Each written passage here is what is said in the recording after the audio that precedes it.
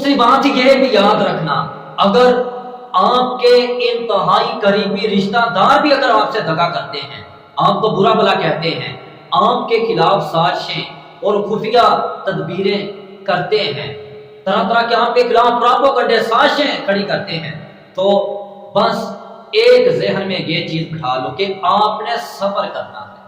اینٹ کا جواب پتھر سے نہیں دینا، صبر، بس صبر کرنا ہے، تو انشاءاللہ وہ وقت دور نہیں کہ اللہ آپ کو وہ مقام عطا فرمائے گا آپ سوچ بھی نہیں سکتے۔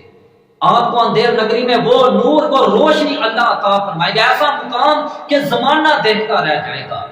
کیونکہ یوسف کے بھائیوں نے مارنا چاہا، ناکام رہے، کنویں میں گرانا چاہا، ناکام رہے، اور اسی طرح بیچ دیا، غلام بنا کر بیچ دیا۔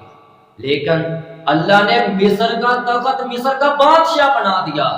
باپ کی آنکھوں سے اوجھل کرنا چاہا، لیکن باپ کے دل میں محبت اور بڑھتی چلی گئی۔ تو انہوں نے یوسف بھائی سے کیا سلوک کیا؟